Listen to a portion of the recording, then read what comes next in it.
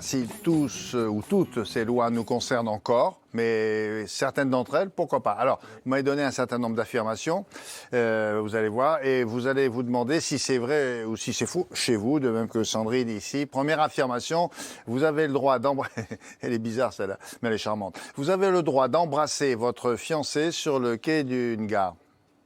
Pas évident, hein. Bah oui, Bah oui, vrai quand même.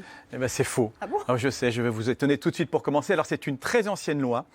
À l'époque, pourquoi Elle on a pris s'explique. cette loi? Elle s'explique. Parce que, alors, la loi ne parle pas uniquement de son fiancé, c'est toutes les embrassades sur les quais de la gare ou sur les rails, dit la loi. Ça prenait tellement de temps que les trains arrivaient en retard. Alors, on légiférait un peu facilement, j'avoue, à l'époque. Donc, on a pris une loi pour éviter les embrassades, pour éviter que les trains arrivent en retard et partent en retard. Ou démarrent en retard, parce Ou que, démarrent en retard, c'est ça. les voyageurs sont encore sur le quai. Mais quoi. la loi est toujours là. Alors, bon, honnêtement, c'est pas très respecté, hein.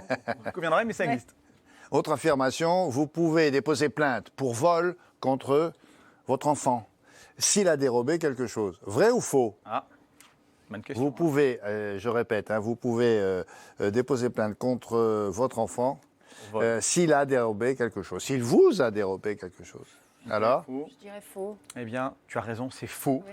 Mais c'est étonnant quand même, et c'est le code pénal qui vous dit on ne peut pas poursuivre pour vol un ascendant ou un descendant. Donc, vos évidemment, enfants. le gamin ou les parents. qui pique dans le sac de sa mère pour les courses, voilà, on va pas... Oui, mais ça peut être un gamin de 17 ans qui c'est va ça. vous ruiner totalement. Donc, on peut dire il y a des familles qui se font des procès pour moins que ça. Eh ben, Et c'est interdit. on lui dit, t'habites plus chez papa-maman, on se débrouille. Oui, mais on aurait pu être tenté de déposer plainte, ne serait-ce que pour lui apprendre un petit peu la vie. Ah ouais. Et ce qui est étonnant aussi, c'est que c'est pareil pour les conjoints. Un mari ou une femme ne peut pas déposer plainte pour vol contre son conjoint. Pourtant, moi, je fais des divorces depuis assez longtemps pour vous dire que chaque semaine, on me dit « Mais ma femme, elle m'a volé ça, mon mari m'a piqué ça, mais Et ne me rend pas. » donc, vous ne le prenez pas en compte, ça? Non, alors, sauf la loi dit si les conjoints sont séparés de corps, donc une séparation de corps, ou ils sont en divorce et que le juge a prononcé la résidence séparée. Mais si les conjoints habitent sous le même toit, il n'y a pas de vol entre conjoints, ça n'existe pas. Cela dit, le mari qui vole ça, qu'est-ce qu'il fait? Il vole quoi? L'argent de... Bah oui, il peut voler des bijoux Des bijoux, personnels. Et des fois, biens là, il y a un client qui vous dit « Mais si, regardez, j'ai la photo, là, elle était sur la cheminée, elle n'y est plus, il n'y a que lui qui habite là. » Ah, mais tout le temps. Tout le temps? Oui, oui, ça arrive Et tout vous, le temps. vous dites quoi? Non, vous cassez, vous cassez pas la déposer tête. plainte pour vol, ça ne marche pas. C'est D'accord. une faute entre les conjoints, mais c'est pas pénal. Ok, autre affirmation. Vous avez le droit de payer un commerçant en lui donnant un petit bout de papier, toilette, tiens, sur lequel vous aurez, comme un chèque, vous avez écrit le montant que vous voulez, je lui dois 100 €, boum, allez, tiens. Après, on revient et on paye vraiment, non? Non, Ah non, vous payez, tu reviens pas. ça Vraiment tient lieu Ouais. de Bon, je chèque. dirais faux. Hein. Bon, eh ben, c'est vrai. Ah Eh bon ben, c'est vrai. Eh oui, je sais, c'est surprenant. Le code monétaire dit qu'on peut faire un chèque sur n'importe quel support. Deux conditions quand même. La première, c'est marquer toutes les mentions obligatoires, les mêmes que sur un chèque, il faut les mettre dessus. Adresse, compte bancaire, etc.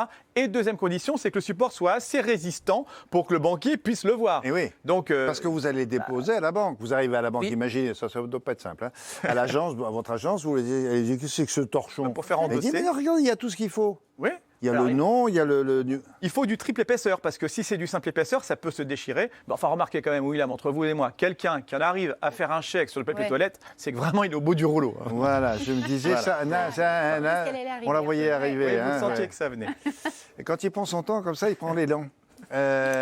Autre affirmation, vous avez le droit de jouer les justiciers. Écoutez bien, celle-là, elle est étonnante, surtout en ce moment.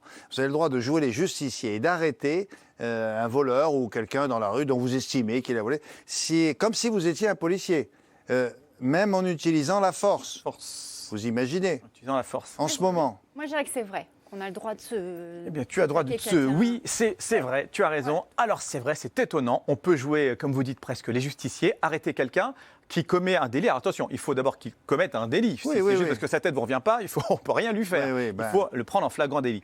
Et on peut utiliser la force, mais par contre, on n'a droit que de l'immobiliser. On n'a pas le droit de le frapper ou quoi. Vous l'immobilisez, vous appelez la police, et la police le prendra en charge. Mais on peut, c'est tout à fait légal. Et lors d'une manif, un samedi matin à Paris, exemple. sur les Champs-Élysées, il y a un type, il tape sur un policier, il dit « Ah bah, dites donc, là. » Et ou inversement. Ouais, C'est un policier, ouais, vous le ceinturez, vous n'avez pas le droit de faire ça. par exemple. Ah, ça, je voudrais voir.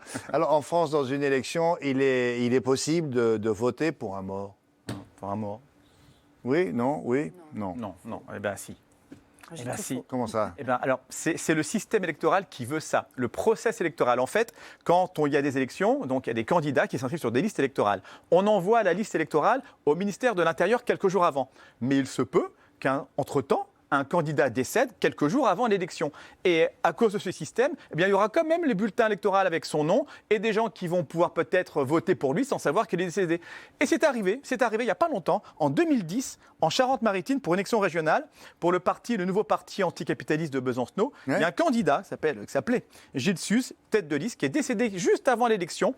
Eh bien, il y avait quand même ses bulletins de vote. Il y a sûrement des gens qui ont voté pour lui, sachant pas qu'il était décédé. Donc, ils ont voté pour quelqu'un de décédé. Alors, autre affirmation. S'il y a un président autoritaire qui arrive au pouvoir, ou une présidente, et qui prononce illégalement la dissolution de l'Assemblée, une loi autorise des citoyens, certains citoyens, s'ils le veulent, à créer une assemblée secrète, Moi, je dirais, parallèle. moi, je dirais vrai. Eh ben, Ouais. Oui, c'est vrai, c'est étonnant. Alors, c'est cette sorte d'assemblée secrète, mais qu'est-ce qu'on vous raconte? Mais c'est vrai, c'est Mais une le loi. mot, c'est secret, le mot est... Le mot secret, c'est c'est une loi de 1872 qui a prévu quoi? Que si quelqu'un arrive au pouvoir, Oui. sûrement quand même un peu par la force, parce que républicain, démocratique, ça Coup m'étonnerait qu'il- d'État? Par exemple, un coup d'État ou même un président qui arrive normalement au pouvoir et qui devient un peu autoritaire, un minimum, et qui va dissoudre l'Assemblée nationale. Eh bien, qu'est-ce qui est prévu? C'est dans la loi que le conseil départemental, il y en a en France 97, ils vont désigner 2 citoyens en secret. Donc ça fait 194 citoyens qui vont devenir des députés secrets et c'est eux qui vont prendre les vraies décisions. Ce sera une assemblée parallèle. C'est prévu par la loi au cas où ça arrivait un jour. Quand même étonnant. Ça, Ça. pour l'instant, ça n'est jamais arrivé. Non, ça n'a n'est même jamais pas arrivé. menacé. Donc, Mais la loi existe toujours. Ah oui, Ça peut se d'accord. produire. En France, il est possible de vous marier avec votre gendre ou vous marier avec votre belle-fille. Et je dirais vrai. Oui, c'est vrai. Alors attention, je vais tout de suite, j'explique parce que là, certains vont sauter de leur siège. Bon, la loi dit clairement qu'on n'a pas le droit d'épouser un ascendant, un descendant, Ouais. ni des frères et sœurs. Les cousins germains, on a le droit. C'est pas écrit. Et on n'a pas le droit d'épouser quelqu'un qui est de votre famille par alliance. Par exemple, votre fils est marié avec une femme, il divorce. Comme c'est l'ex-belle-fille, on n'a pas le droit de l'épouser. Mais il y a un article du Code, 164, l'article du Code civil, qui dit que dans certains cas, le président peut vous autoriser à vous marier avec une personne par alliance. Donc, attends.